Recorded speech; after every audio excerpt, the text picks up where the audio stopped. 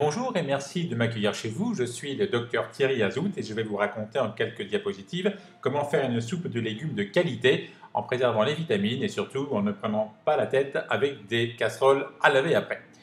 Le principe est d'utiliser des légumes de préférence congelés dans cet exemple.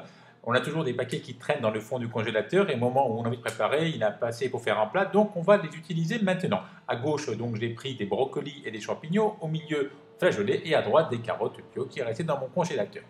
Ces légumes congelés sont directement mis dans un cuit-vapeur.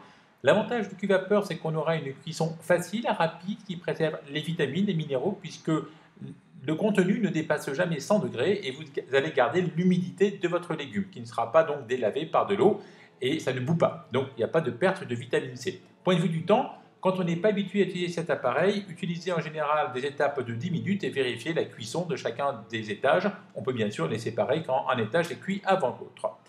Ensuite, vous allez poser ces légumes en petits morceaux dans un mixeur, par exemple. À droite, utilisez des carottes et des flageolets avec un peu de brocoli. Et vous allez ajouter de l'eau jusqu'au niveau supérieur des légumes, afin qu'on voit à peine quelques petits légumes flotter. Bien sûr, chacun va mettre de l'eau plus ou moins de façon importante pour avoir quelque chose de plus liquide.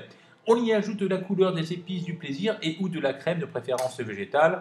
N'oubliez pas que le sel n'est pas très bon pour la santé, qu'on peut mettre un peu de piment à la place et que le poivre au contraire est très très bon pour votre santé.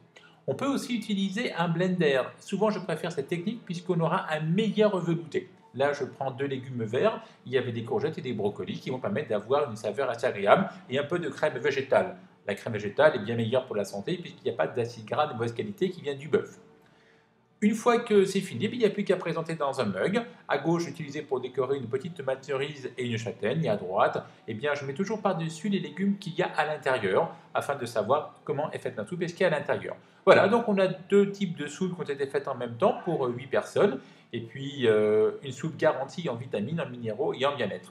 Vous n'avez plus que si vous voulez les déguster, les réchauffer à l'appareil vapeur bien entendu, puisque le micro-ondes bousillerait les vitamines, ou bien les stocker tranquillement au congélateur en prenant bien la peine de mettre dessus quelque chose pour empêcher l'air d'allumer. Voilà, je vous remercie et vous retrouve quand vous voulez sur mon site pour de nouvelles idées et de nouvelles recettes avec les cuissons vapeur et surtout les trucs du Doc H. Merci, à bientôt.